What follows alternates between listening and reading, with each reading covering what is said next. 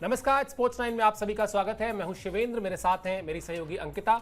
और अब आईपीएल 2025 का जो सफर है वो 25वें मैच तक पहुंच चुका है। यानी आज जो है वो खेला जाएगा 25वां मैच। किन दो टीमों के बीच मुकाबला है, क्या एक बड़ा बदलाव होने वाला है आज से आईपीएल में, और उसके साथ साथ पिछले मैच में किस तरीके से एक टीम ने लगाया जीत का चौका और विराट कोहली के फैंस को हुई मायूसी, ये सब कुछ इस शो में आपके साथ साझा करेंगे। शुरुआत करते हैं इस खबर के साथ कि आईपीएल 2025 का 25वां मैच, यानी आज का मैच जो है कोलकाता बनाम चेन्नई। और इस मैच की सबसे खास बात जो होने वाली है वो ये कि चेन्नई की टीम की कमान एक बार फिर आ गई है महेंद्र सिंह धोनी के हाथों में। इस पर भी बातचीत करेंगे आगे, लेकिन सबसे पहले आपको बता दें कि चेन्नई में शाम 7:30 बजे सीएसके वर्सेस केकेआर, दो अच्छी टीमें, दो बड़ी टीमें, दो लीग के इतिहास की कामयाब टीमें आपस में टकराएंगी। कोलकाता की टीम पॉइंट टेबल में 6ठे नंबर पर है, जबकि चेन्नई की हालत अच्छी नहीं है।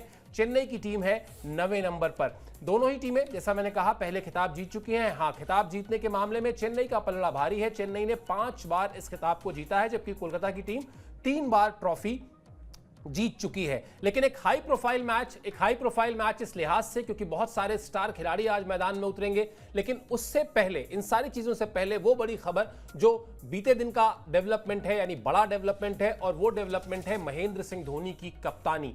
आप वैसे तो महेंद्र सिंह धोनी अगर मैदान में हैं तो वो अब टीम को अपने हिसाब से चलाते हैं, कप्तान को बताते रहते हैं, अपने इनपुट देते रहते हैं। लेकिन अब ऐसा इनडायरेक्ट कुछ नहीं होगा, अब जो कुछ होगा वो डायरेक्ट होगा, क्योंकि महेंद्र सिंह धोनी चेन्नई की कप्तानी करेंगे। ऋतुराज गायकवाड़ जो है वो चोट की वजह से टूर्नामेंट से बाहर हो चुके हैं। लगातार 4 हार हो चुकी है चेन्नई की टीम की। उसके अलावा चेपॉक में आज तक कभी ऐसा नहीं हुआ कि लगातार 3 मैच हारी हो चेन्नई की टीम, और अब तक 2 मैच इस सीजन में हार चुकी है। यानी आज ये बड़ा खतरा भी मंडरा रहा है चेन्नई सुपर किंग्स के ऊपर कि अगर चेपॉक में तीसरा मैच हार जाते हैं तो 18 साल के आईपीएल के इतिहास में पहली बार ऐसा होगा जब चेन्नई में, यानी अपने घर में, धोनी की टीम 3 मैच हारेगी। यानी कांटों भरा ताज मिला है। मतलब हालांकि धोनी इसके लिए जाने जाते हैं, चाहे वो भारतीय टीम की कमान जब उन्हें मिली हो, कोई बहुत अच्छे समय पे नहीं मिली थी। ऐसा नहीं था कि सब कुछ बहुत अच्छा हो रहा हो और आपको कहा गया हो कप्तानी कर लीजिए। मुश्किल वक्त है, और शायद इसीलिए कल बहुत चर्चा थी अंकिता इस बात को लेकर कि आखिर धोनी ही क्यों, कोई और क्यों नहीं, किसी और में क्यों नहीं सीएसके ने भरोसा जताया। शायद धोनी जो सीजन कैप्टन है, शायद धोनी जो एक कामयाब कप्तान है, उससे अलग अगर यही सब कुछ बहुत अच्छा चल रहा होता, अगर अभी चेन्नई की टीम कुछ मैचेस जीत के टॉप 4 में होती, तो शायद सीएसके का जो मैनेजमेंट है वो किसी नए खिलाड़ी की तरफ सोचता, किसी दूसरे खिलाड़ी की तरफ जाता कप्तानी को लेकर। लेकिन अभी जिस सिचुएशन में है, वहां से अगर कोई टीम को उस मुश्किल से निकाल सकता है तो शायद उसके लिए उनको धोनी का ही चेहरा दिखाई देता है। कितनी सहमत हैं आप इस बात से? बिल्कुल, क्योंकि साल 2023 की बात है जहां पर जड्डू को भी मौका दिया गया था और बैक टू बैक हार का सामना करना पड़ा था, लेकिन उसके बाद फिर एमएस धोनी को कप्तानी दी गई। अब देखिए, खिलाड़ी कितना भी अच्छा हो, लेकिन अगर आप कैप्टनसी की बात करें, किसी भी खिलाड़ी की बात करें, तो वो बहुत मैटर करता है कि कप्तानी को ईजिली कौन हैंडल कर सकता है। वो है धोनी, और मतलब कैप्टन कूल के नाम से भी वो जाने जाते हैं। तो एक बार फिर से कप्तानी मिली है तो फैंस खुश होंगे। और साथ ही साथ जो अभी हम बात कर रहे थे कि चेपॉक में क्या इस हार को रोक पाएंगे एमएस धोनी, क्योंकि एमएस धोनी ने साल 2023 में वो करके दिखाया था, और चैंपियंस भी ये टीम बन चुकी है। 5 दफा के ट्रॉफी इसके नाम है। लेकिन एमएस धोनी, अब क्या वही फॉर्म बरकरार रहेगा? क्या अभी तक जो उनका प्रदर्शन रहा है वैसा ही प्रदर्शन इस मैच में देखने को मिलेगा? क्योंकि पॉइंट्स टेबल पर सबसे निचले पायदान पर है। एक मैच, आई थिंक वो मुंबई के साथ मैच था, वो जीत गई थी, अदरवाइज बैक टू बैक 4 हार का सामना करना पड़ा। और पिछले मैच में भी तो हमने देखा था कि दिल्ली ने हराया था चेन्नई को, तो बड़ा चैलेंज होगा। और सामने केकेआर की टीम भी है, केकेआर भी अभी लखनऊ के खिलाफ जो मैच था वहां पर हार के आई थी। तो चेपॉक में चेन्नई को हराना पहले मुश्किल लगता था, लेकिन थोड़ा सा आसान हो गया। लेकिन एमएस धोनी जब कैप्टन के तौर पर आएंगे, क्या उन्हें हरा पाएंगी ये टीम? ये थोड़ा सा चैलेंज होगा। और एमएस धोनी क्या वैसे ही फॉर्म जो उनका पहले फॉर्म था वैसा ही कुछ फॉर्म बरकरार रख पाएंगे? क्योंकि 4 मैच में हार, और एमएस धोनी का कॉन्ट्रीब्यूशन चारों मैचेस में कुछ खास नहीं दिखा। तो आज चैलेंज होगा, बड़ा इम्तिहान। बिल्कुल इम्तिहान होगा। और कई बार ऐसा होता है जब आप खुद अच्छी परफॉर्मेंस कर रहे हो और अगर आप टीम के पास जाएं और टीम से कहें कि हम एक बार फिर नए सिरे से इस टूर्नामेंट में अपने आप को लेकर जाते हैं तो शायद चीज़ें ठीक हो जाती हैं। लेकिन जैसा अभी अंकिता कह रही थी, धोनी ने रन्स किए हैं, लगभग हर मैच में रन्स किए हैं, 150 160 के स्ट्राइक रेट से भी रन्स किए हैं, लेकिन उन रन्स का मैच के नतीजे पर कोई असर नहीं दिखाई दिया, कोई इंपैक्ट नहीं दिखाई दिया। या तो वो रन उस जगह पर जाकर बने हैं जब मैच हाथ से निकल चुका था, या फिर उस जगह पर बने हैं जहां पर उन रनों का कोई महत्व ही नहीं था, आप मैच ऑलरेडी हार चुके थे। तो इस लिहाज से अगर देखा जाए तो धोनी को अब जो लीडरशिप स्किल दिखानी है वो अलग समय पर दिखानी है, अलग तरह की दिखानी है और अलग परिस्थितियों में दिखानी है। हाँ, ये जरूर सत्य है, सार्वभौमिक सत्य है, यूनिवर्सल ट्रूथ है जिसको हम कहते हैं, कि जैसे ग्लेन मैग्रा के लिए कहते थे हम लोग अंकिता, कि मैग्रा को आप रात में ना सुबह तड़के 4 बजे उठा दीजिए, उनके हाथ में बॉल दे दीजिए और कहिए एक टप्पे पर 6 गेंदें फेंक दो, वो आधी नींद में भी जाकर ये काम कर सकते हैं। तो महेंद्र सिंह धोनी जिस तरह के कप्तान रहे हैं, आप ये कह सकते हैं कि उन्होंने ये क्रेडिबिलिटी या एक अपने लिए ये नजरिया अर्न किया है कि उनको भी लेकर कहा जा सकता है कि वो आधी नींद में भी एक बेहतर कप्तानी तो करके दिखाई देंगे, कीपिंग अच्छी करते हैं।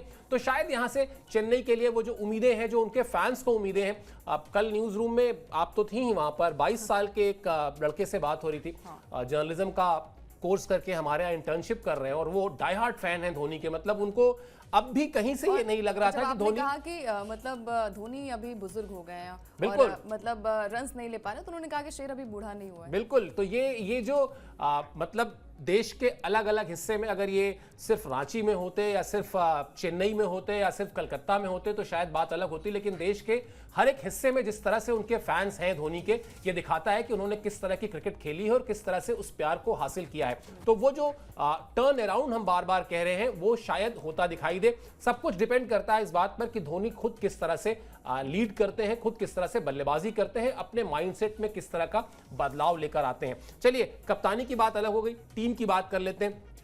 टीम की क्या स्थिति है? टीम की स्थिति यह है कि डेवान कॉनवे और राहुल त्रिपाठी ही पारी की शुरुआत करते आपको दिखाई देंगे। यही प्लान ए था।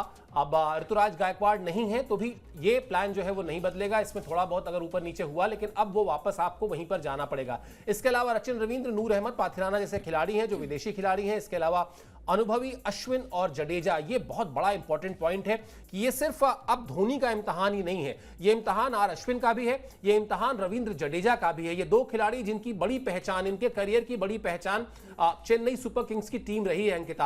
अगर रविंद्र जडेजा को आज जिस स्टेचर का प्लेयर माना जाता है या आर अश्विन को जिस स्टेचर का प्लेयर माना जाता है, उसमें आईपीएल का और आईपीएल में चेन्नई सुपर किंग्स का कंट्रीब्यूशन बहुत बड़ा है। इन दोनों खिलाड़ियों ने इस टूर्नामेंट में बहुत कुछ हासिल किया है। तो वो जब टीम मुश्किल में हो, जब धोनी को वापस अपना कप्तानी का रोल निभाना हो, वहां पर इन दो सीनियर प्लेयर्स का बहुत बड़ा रोल होगा, इनके ऊपर देखना होगा। इसके अलावा शिवम दुबे, विजय शंकर, ये वो खिलाड़ी हैं जो इस लीग के फॉर्मेट से अच्छी तरह परिचित हैं, भारतीय पिचों से अच्छी तरह परिचित हैं, अभी तक उस तरह से आपको चमकते दमकते नहीं दिखाई दिए। ये जिम्मेदारी भी उनके ऊपर रहेगी। प्लस कप्तानी मिलने के बाद क्या धोनी का बैटिंग ऑर्डर बदलेगा? क्या धोनी अपने आप को वो 5वें या 6ठे नंबर पर लेकर आएंगे या फिर वो अभी भी 7वें 8वें या जो निचले क्रम में बल्लेबाजी कर रहे हैं? तो बहुत कुछ देखना होगा और पहला मैच जो है शायद बहुत सारे सवालों का जवाब दे देगा जो धोनी को लेकर और धोनी की कप्तानी को लेकर उठ रहे हैं। हाँ बिल्कुल, और जैसे आपने कहा कि जो मतलब साझेदारी होती है, जो पार्टनरशिप होती है, वो सबसे ज़्यादा ज़रूरी होती है। और खासकर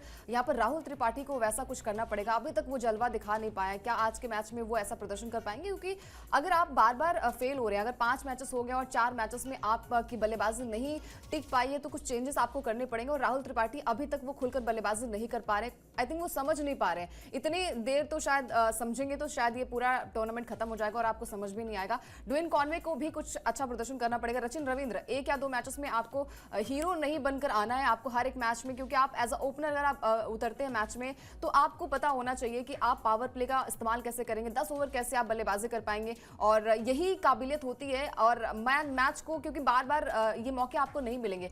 4 मैचेस हारने के बाद चेन्नई पर जो तलवार लटकी और खासकर पॉइंट्स टेबल की बात करें तो 9वें नंबर पर है, जो कि साल 2000 आई थिंक 22 या 23 24 की याद दिलाता है, जहां पर सबसे निचले पायदान पर ये टीम थी और चैंपियन टीम है, और चैंपियन टीम अगर इस तरीके से बल्लेबाजी करेगी, और खासकर जब हमने देखा था कि जब स्क्वाड सामने आया था चेन्नई का, सबसे तगड़ा स्क्वाड जो था वो चेन्नई का था कि मैच विनर खिलाड़ी इनके पास है, शिवम दुबे है इनके पास, रचिन रविंद्र है, ड्वेन कॉनवे है, बाकी अब तो ऋतुराज पूरे मैच से जो है वो रूल आउट हो चुके हैं, लेकिन फिर भी टीम बहुत अच्छी नजर आ रही है। क्या चिपॉक में वैसा ही प्रदर्शन देखने को मिलेगा? धोनी कप्तान है, तो हम बार बार कहते हैं ना कि अनहोनी को होनी करना धोनी को आता है, और विकेट के पीछे से भी, और जब मैच बहुत फंसा होता है ना, वहां पर भी धोनी ने बहुत बार इस मैच को बचाया, लेकिन जडेजा और अश्विन को भी वो जिम्मेदारी लेनी पड़ेगी। आप बहुत सालों से आईपीएल खेल रहे हैं और खासकर चेन्नई के लिए बहुत सालों से आप खेले हैं, तो आपको पता है कि आपकी स्ट्रेटजी क्या होती है, आपका कप्तान क्या चाहता है। तो आज चिपॉक में अगर हारती है चेन्नई तो फिर मुश्किल है कि वो प्लेऑफ के लिए क्वालिफाई कर पाएगी। बिल्कुल, और कहीं ना कहीं जो तमाम सवाल, जो तमाम मुद्दे इस आईपीएल के सीजन में थे, जिन पर बातचीत हो रही थी लगातार, उसमें अब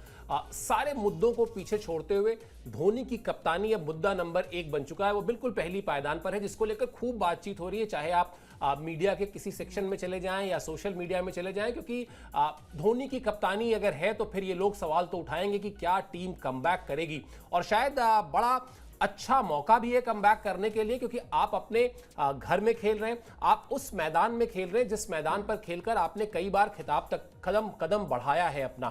तो स्थितियां उनके फेवर में है। टीम, जैसा अभी अंकिता भी कह रही थी कि टीम जैसी आई थी और जिस तरह की है, टीम में कहीं से कोई कमी नहीं है। आपको बस वो थोड़ी बहुत जो मिसिंग लिंक्स हैं उनको जोड़ना है। क्या धोनी उन मिसिंग लिंक्स को जोड़ पाएंगे?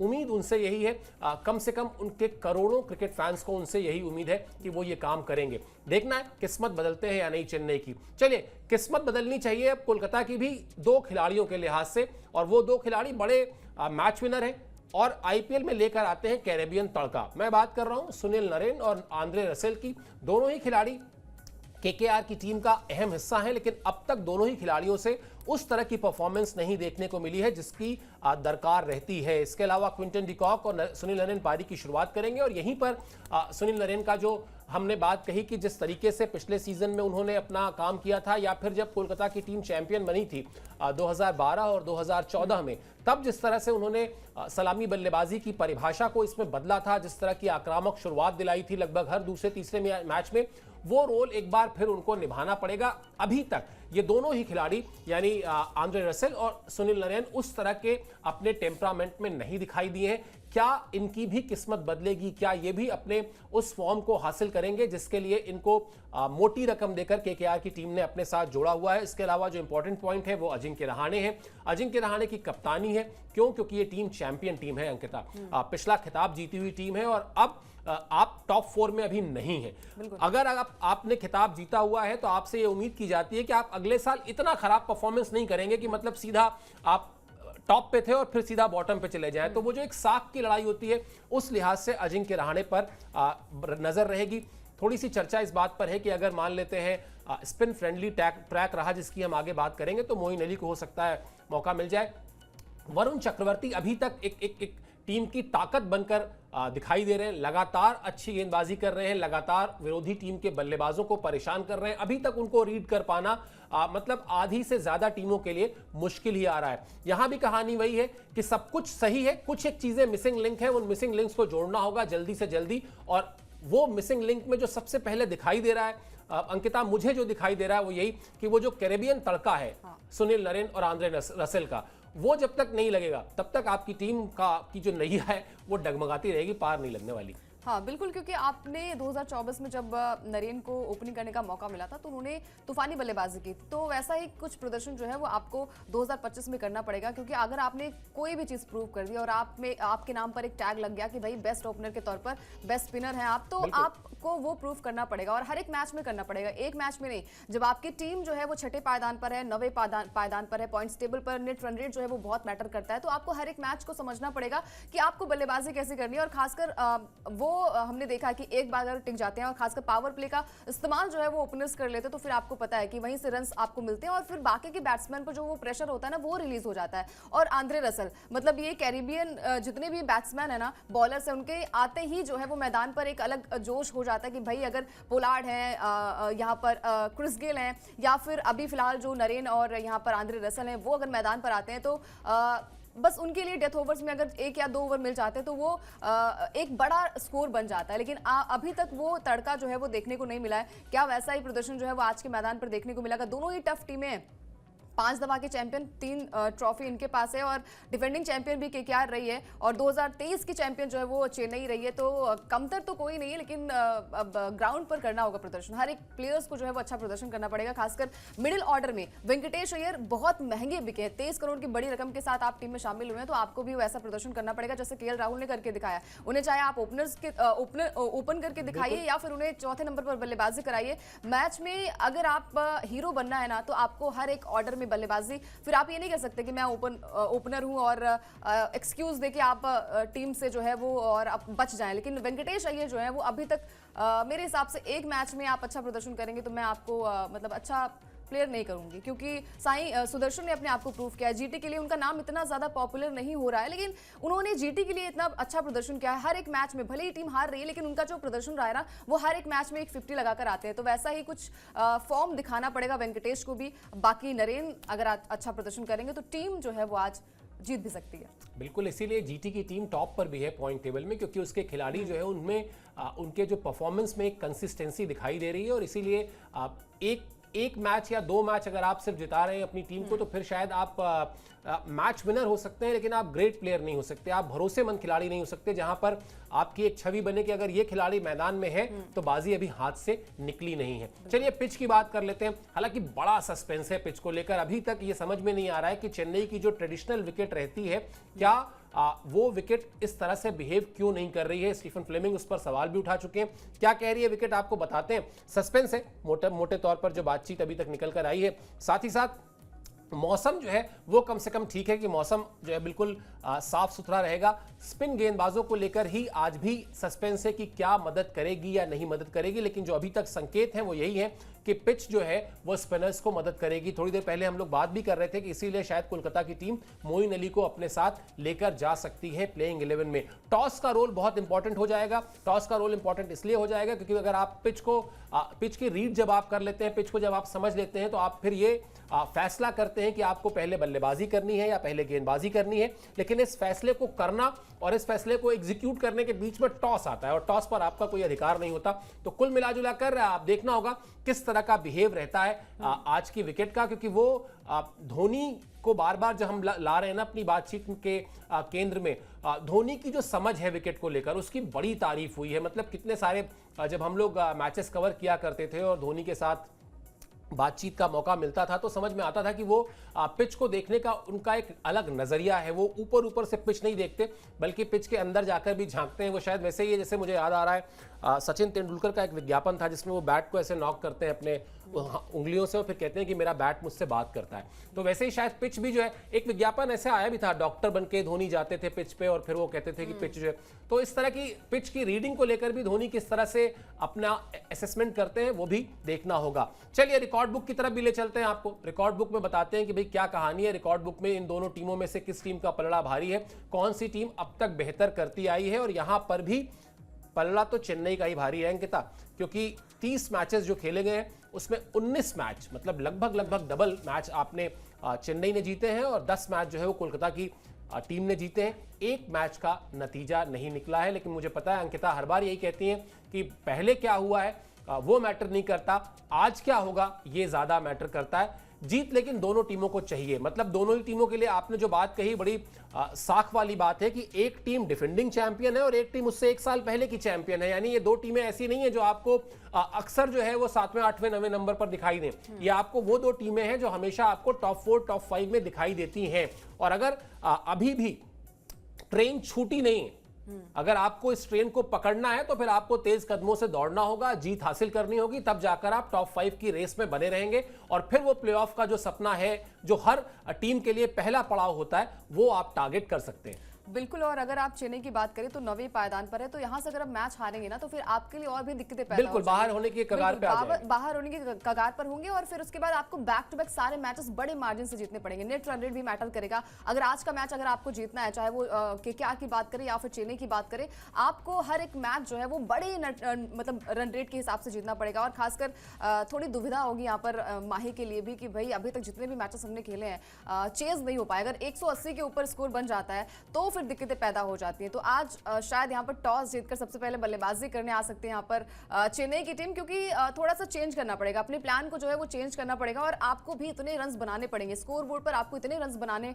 पड़ेंगे कि सामने वाली टीम जो है वो प्रेशर जो है वो नहीं ले पाए। क्योंकि अगर आप नेट हम बात करेंगे स्कोर बोर्ड की, तो अगर 200 के पार वो स्कोर जाता है तो अपने आप में वो प्रेशर क्रिएट होने लगता है। और फिर आपको पता है कि गेंदबाजों की जमकर पिटाई भी होती है। लेकिन दोनों ही टीमें बहुत तगड़ी हैं और ग्राउंड पर पता चलेगा आज स्पिन डिपार्टमेंट, क्योंकि अभी तक वो चमक नूर अहमद के अलावा कोई भी जो गेंदबाज है, खासकर स्पिन डिपार्टमेंट की मैं बात करूं तो कोई नजर नहीं आया। अश्विन जड्डू की वो जोड़ी जो है वो अभी तक वो खिलकर नहीं आई है। और अश्विन तो हमने देखा है कि इतने सारे विकेट्स उनके पास हैं, तो आज कुछ अच्छा करना पड़ेगा। अन्ना को जो है वो अपने सरजमी पर कुछ दिखाना पड़ेगा, क्योंकि जब जब भी हमने देखा है कि होम ग्राउंड की बात आती है तो होम ग्राउंड में अगर आप प्रदर्शन नहीं करेंगे ना तो अपने आप को भी बहुत बुरा लगता है कि यार अपने घर पे जाके और अगर ऐसा हम प्रदर्शन करेंगे और विकेट्स नहीं आएगी तो फिर दिक्कतें पैदा हो जाएंगी आपके लिए। और आज चेन्नई के लिए वही दिक्कतें जो है वो केकेआर की टीम भी पैदा कर सकती है, क्योंकि वहां पर चक्रवर्ती है और आपको पता है कि चक्रवर्ती भी अपने चक्रव्यूह में फंसाने के लिए माहिर है और चैंपियन भी ये टीम है। तो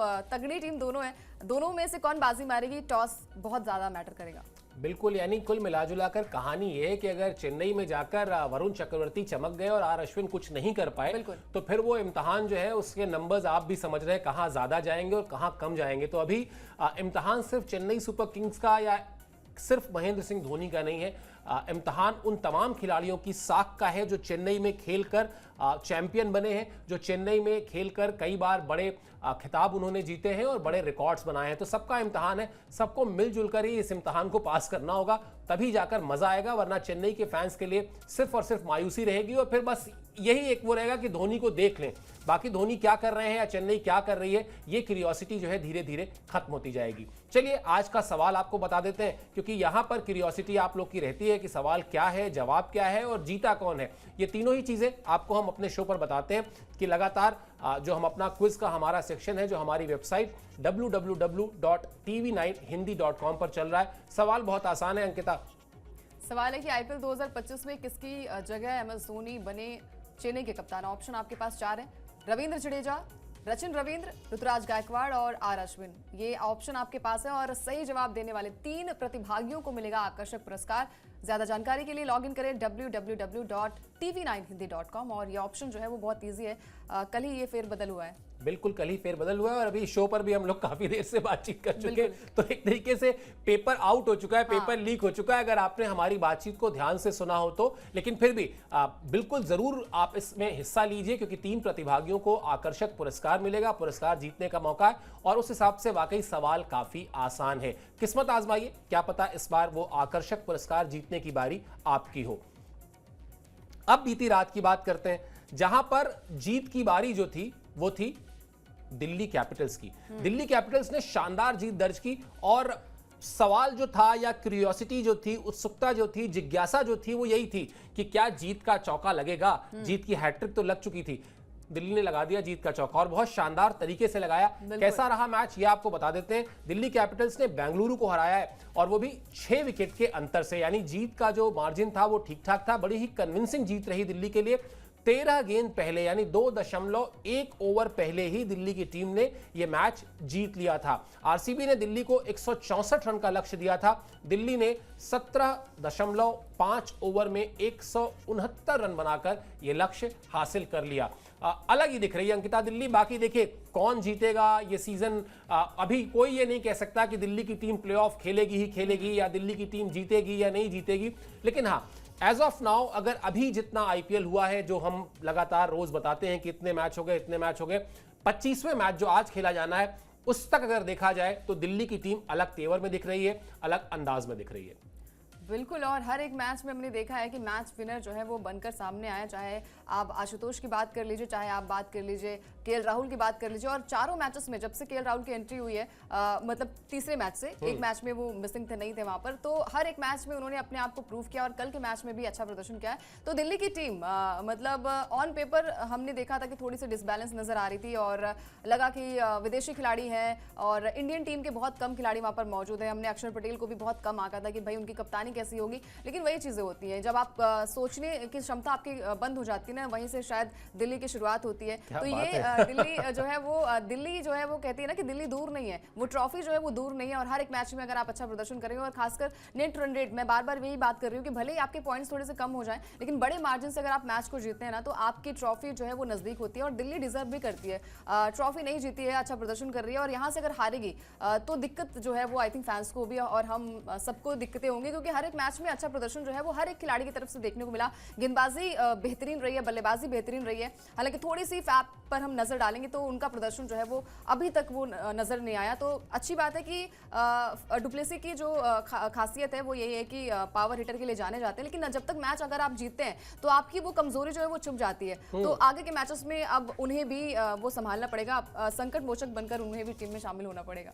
बिल्कुल, और कहते हैं कि वो टीम ज्यादा बेहतर करती है किसी भी ऐसे टूर्नामेंट में जहां हर मैच में कोई एक नया मैच विनर हो, हर मैच कोई एक ही खिलाड़ी जिताए या एक दो खिलाड़ियों पर ही अगर आप आश्रित हैं तो फिर वो हैदराबाद वाली हालत हो जाती है कि ट्रेविस हेड और अभिषेक शर्मा चल गए तो पता चला आप 280 और 290, और नहीं चले तो फिर आप 160, 170, 180 की टीम दिखने लगते हैं। तो अच्छी बात है, और फैफ डू प्लेसी अभी तक नहीं चले हैं, लेकिन निश्चित तौर पर आने वाले मैचेस में उनसे यही उम्मीद रहेगी कि वो भी अपनी जिम्मेदारी को निभाएं और जो हर मैच में एक नया मैच विनर, एक नया स्टार बनकर आता है, उसी श्रेणी में, उसी फेहरिस्त में, उसी लिस्ट में अपना नाम भी जोड़े। इस लिस्ट में फिलहाल नाम जोड़ लिया है केएल राहुल ने। शानदार बल्लेबाजी की केएल राहुल ने, और दिल्ली की टीम की जो ये जीत थी उसके स्टार भी केएल राहुल ही रहे।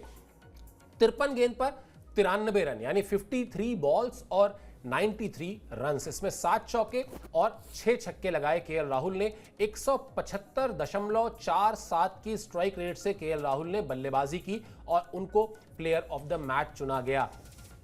बिल्कुल, और केएल राहुल मतलब जिन्हें कहा जाता था कि T20 फॉर्मेट के खिलाड़ी नहीं है, T20 फॉर्मेट में ये टुक टुक कर बल्लेबाजी करते हैं, लेकिन उन्होंने कहा और अपने ही गढ़ में, अच्छी बात है कि मौका मिलता है। अगर आपको मतलब काफ़ी टाइम से ट्रोल किया जा रहा है और काफ़ी टाइम से आपको नकारा जा रहा है कि आप मतलब कभी ओपन कर लीजिए, कभी आप नंबर 4 पर बल्लेबाजी कर लीजिए, कभी आप नंबर 6 पर बल्लेबाजी कर लीजिए। इन्होंने कहा कि नहीं, हमें आप किसी भी मतलब नंबर पर बल्लेबाजी के लिए उतार दीजिए, वहां पर मैं अच्छा प्रदर्शन करूंगा। और खासकर जब बेंगलुरु मतलब चिन्नास्वामी के मैदान में खासकर जब बात होती है तो यहाँ पर केएल राहुल जो लगातार अच्छी फॉर्म में हमने देखा है कि जब से ये गुड लक है, क्योंकि बेबी बॉय आई थिंक उनके घर पे पैदा हुआ है, तो ये लक भी होता है। और खासकर उन्होंने अपने आप को प्रूव किया। उन्होंने कहा कि मैंने सारी चीज़ें सोचनी और छोड़ दी, सिर्फ मैंने अपनी बल्लेबाजी पर फोकस किया कि बल्लेबाजी कैसी करनी है, और उन्होंने इस मैच में करके दिखाया। और बड़ी बात यही होती है कि कमबैक हो तो हर कोई कहता है कि केएल राहुल जैसा हो, नंबर 1 पर भी बल्लेबाजी वो कर लेते हैं, नंबर 4 पर भी बल्लेबाजी कर लेते हैं। और आज के मैच में, यानी कि कल वाले मैच में,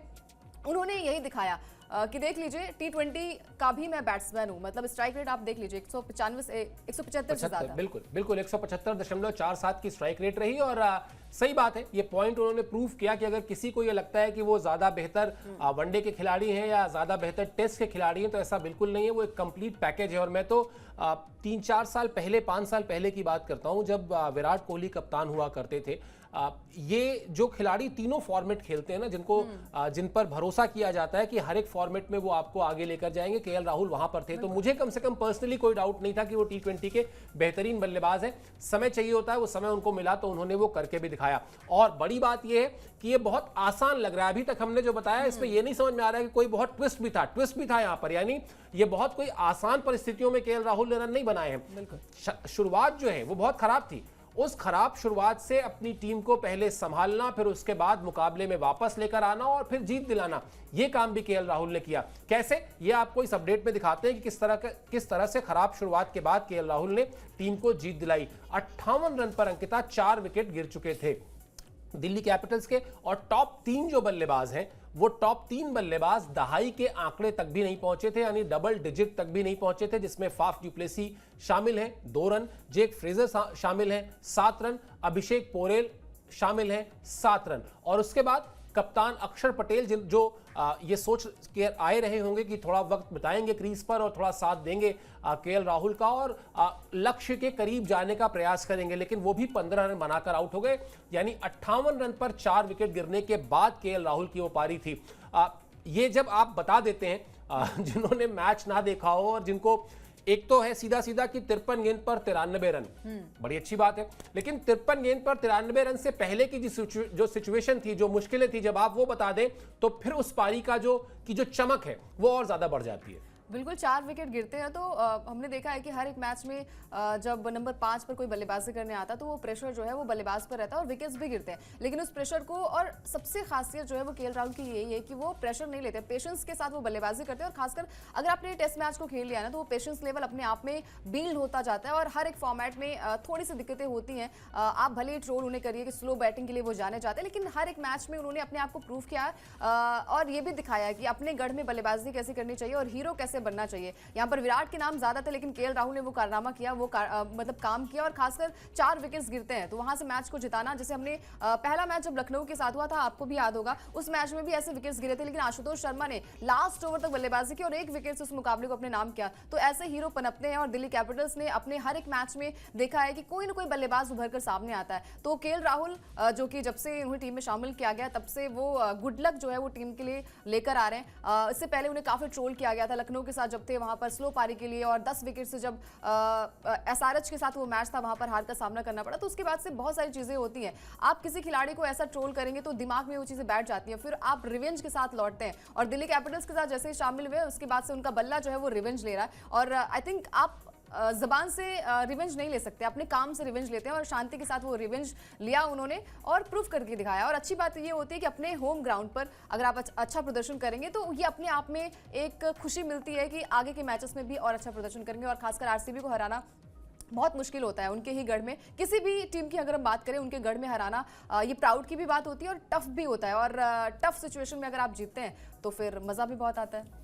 बिल्कुल मज़ा भी बहुत आता है और बड़े खिलाड़ियों का जो टेम्परामेंट होता है, अप्रोच होता है, वो अप्रोच भी यही होता है कि अगर आप उन पर बहुत सारे सवाल उठाएंगे, बहुत सारे उनको कटघरे में खड़ा करेंगे तो ज़रूरी नहीं कि वो हर बार आपको अपने मुंह से जवाब दें, वो ज़्यादातर जवाब जो है अपने बल्ले से देंगे। वैसे सचिन तेंदुलकर ऐसे मुद्दों पर कहा करते थे कि जब आप किसी पर एक उंगली उठाएं तो हमेशा देख लें कि 4 आपकी तरफ पॉइंट आउट कर रही हैं। तो ये मैसेज भी है उन तमाम लोगों के लिए जो अक्सर खिलाड़ियों को बेवजह ट्रोल करना और घसीटना। हालांकि ट्रोल तो आजकल के जनरेशन का शब्द है, लेकिन हमारे समय में भी जो आलोचना होती थी वो बेवजह नहीं होनी चाहिए। आप आलोचना करें तो उसके पीछे एक तर्क होना चाहिए। क्या कहा केएल राहुल ने इस शानदार पारी को खेलने के बाद, प्लेयर ऑफ द मैच का अवार्ड लेने के बाद, वो भी आपको बताते हैं।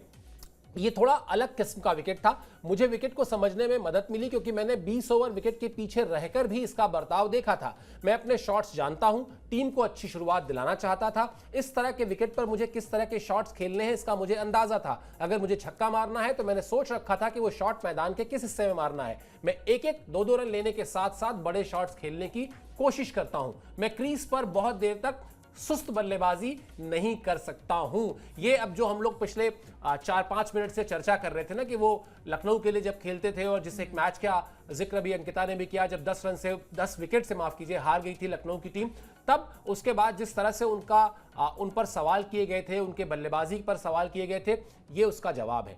और ये जवाब फिर वही वाली बात कि उन सारे लोगों के लिए है जो लोग उंगलियां उठाते हैं खिलाड़ियों पर बेवजह। क्या बल्लेबाजी की उन्होंने, जिस तरह की परिस्थिति में बल्लेबाजी की, और बड़ी समझदारी की बात कर रहे हैं। यही गेम अवेयरनेस जो हम अक्सर कहते हैं, गेम अवेयरनेस क्या है? गेम अवेयरनेस यही तो है। उन्होंने कहा विकेट जो है वो थोड़ा अलग किस्म का बिहेव कर रहा था। मुझे क्यों बेहतर समझ में आया, क्योंकि मैं 20 ओवर तक पीछे कीपिंग भी कर रहा था और मुझे दिख रहा था कि विकेट में क्या अलग है।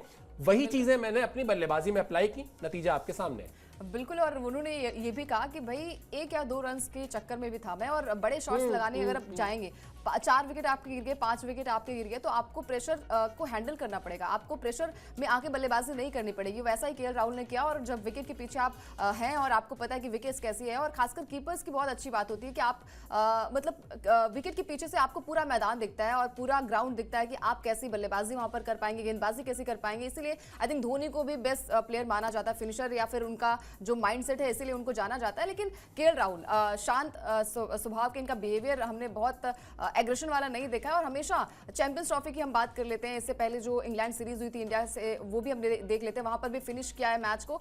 तो ये प्रेशर वाला मैच आई थिंक बहुत था, क्योंकि जब 4 विकेट्स गिर जाते हैं आपको वहां से बल्लेबाजी को संभालना बहुत मुश्किल हो जाता है। अक्षर पटेल भी आउट हो गए थे, जो बड़े प्लेयर्स थे वो सारे आउट हो गए थे। और स्टार्ट अगर आपको ऐसे मिले कि भाई 58 पे 4 हो गए, तो अगर आपको इतना बड़ा स्कोर चेस करना है तो मुश्किलें होती है। लेकिन केएल राहुल ने कहा कि ये काम तो मैं बहुत पहले से करता हूँ, मेरे लिए ये बहुत बड़ी बात नहीं है, नया नहीं है। बिल्कुल, और उन्होंने अपने अनुभव में इसके पूरा इस्तेमाल करते हुए जिस तरह की सिचुएशन थी, गेम अवेयरनेस के साथ उसको हैंडल किया। जब ज़रूरत थी सिंगल डबल लिया, और उसके बाद फिर जब बड़े शॉट्स खेलने की बारी आई तो बड़े शॉट्स भी खेले और बड़ा क्लीन हिट मारा। जिस तरह के शॉट्स उन्होंने लगाए, मज़ा आया उनकी बल्लेबाजी देखकर। मज़ा नहीं आया बेंगलुरु की बल्लेबाजी देखकर, जिस तरह से वहां बल्लेबाजी हुई। शायद वो जो एक कई बार आप कहते हैं ना कॉम्प्लेसेंट हो जाते हैं, कई बार आप चीज़ों को हल्के में ले लेते हैं, शायद कल बल्लेबाजी में वो चीज़ दिखाई दी, क्योंकि रंग में नहीं दिखी बेंगलुरु की बल्लेबाजी। और जो कॉम्प्लेसेंसी आई वो इसलिए क्योंकि शुरुआत बहुत ही शानदार हुई थी। सिर्फ 3.5 ओवर में 61 रन जुड़ गए थे। इसके बाद भी राजस्थान रॉयल चैलेंजर्स बेंगलुरु की टीम जो है वो बड़ा लक्ष्य नहीं हासिल कर पाई। Padikkal 1 run, Liam Livingstone 4 run, Jitesh Sharma 3 run बनाकर आउट हो गए, विराट कोहली भी 22 रन बनाकर आउट हो गए। और अल्टीमेटली हुआ क्या कि जो टीम 3.5 ओवर में 61 रन पर पहला विकेट खोती है, आपको लगता है कि 200 रन तो आराम से जाएंगे ही जाएंगे, लेकिन टीम वहां तक उसके आसपास भी नहीं पहुंची और उसको मुकाबला गंवाना पड़ा। क्या कह रहे हैं रजत पाटीदार, टीम के कप्तान हैं, वो क्या कह रहे हैं इस हार पर, ये भी आपको बताते हैं, तब शायद समझ में आएगा कि कहानी कहां गड़बड़ हुई। हमने जिस तरह की विकेट देखी थी वो उससे अलग बर्ताव कर रही थी। हमें लगा था कि यह विकेट बल्लेबाजी के लिए अच्छा है, लेकिन हमने अच्छी बल्लेबाजी नहीं की। 61 रन पर 1 विकेट से हम 100 रन के पहले 4 विकेट गंवा चुके थे। ऐसा नहीं होना चाहिए था, हम हालात का आकलन करने में चूक गए। हमारा अगला मैच जयपुर में है, घर से बाहर मैच खेलने को लेकर हम बहुत ज्यादा सोच नहीं रहे हैं। हमें इतना पता है कि जीत के लिए अच्छी क्रिकेट खेलनी होगी।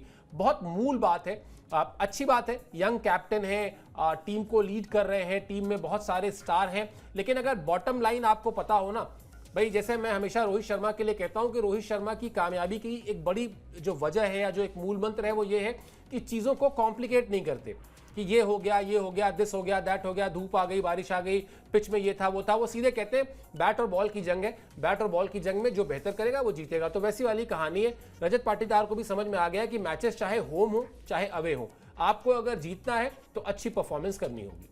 बिल्कुल, और पर्डिकल पर सवाल जो है वो लाजमी है, क्योंकि अभी तक के मैच में पर्डिकल जो है वो अच्छा प्रदर्शन नहीं कर पाए। यही चीज़ें होती हैं कि अगर आप को ट्रॉफी जीतना है, और इतने सालों से संघर्ष जो है वो विराट कोहली कर रहे हैं, और विराट कोहली के साथ साथ इतनी जनरेशन जो है उनके साथ है, पूरा फैन बेस जो अगर हम बात करें वो भी उनके साथ है, तो ये ट्रॉफी की लड़ाई होती है। और खासकर आरसीबी के लिए हमने देखा है कि मैच विनर रहते हैं। और अगर आप उम्मीदें अगर आप किसी भी सिचुएशन में आप उम्मीदें बढ़ा देंगे तो फिर दिक्कतें पैदा हो जाएंगी। उम्मीद पर कहते हैं लोग दुनिया कायम है, और बार बार फैंस जो है वो उम्मीद के साथ आते हैं कि भाई अब यहाँ पर बल्लेबाजी, उनकी गेंदबाजी अच्छी होगी, लेकिन देवदत्त पडिक्कल को अच्छी बल्लेबाजी करनी पड़ेगी। जितेश ने पिछले मैच में बेहतरीन बल्लेबाजी की थी, लेकिन एक मैच आपको नहीं, आपको हर एक मैच में, अगर क्योंकि अब यहाँ से मैच को बनाना है, अगर आप मैच हारेंगे तो आप प्लेऑफ के रेस से बाहर होंगे, और आपका जो नेट रन रेट है वो भी जो है वो माइनस में जाता जाएगा। लेकिन अभी भी अच्छी कंडीशन है आरसीबी के लिए, नंबर 3 पर अभी ये टीम है, लेकिन कब ये निचले से निचले पायदान पर आप चले जाएंगे आपको भनक भी नहीं लगी। तो हर एक मैच में आपको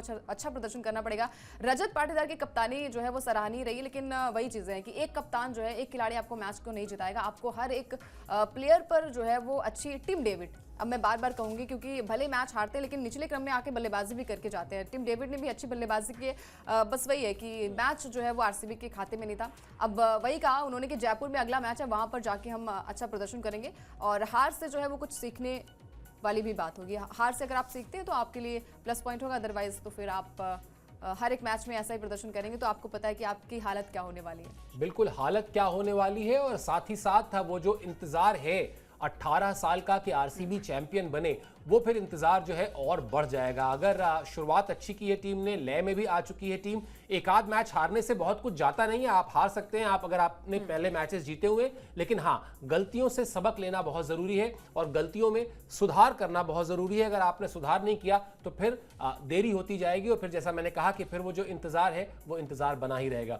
हमें इंतजार किस बात का रहता है? हमें इंतजार रहता है कि आप स्पोर्ट्स 9 को सब्सक्राइब कर लें, नंबर 1। नंबर 2, अगर आपका कोई फीडबैक है आप जरूर दीजिए, इसी वीडियो के कमेंट बॉक्स में जाइए, आपका जो भी रिएक्शन है, जो भी सुझाव है वो भी दीजिए, हम जरूर उस पर अमल करेंगे। बहरहाल अभी इस शो में आप हमसे जुड़े, इसके लिए मेरी तरफ से, अंकिता की तरफ से और हमारी स्पोर्ट्स टीम की तरफ से बहुत बहुत शुक्रिया और आभार।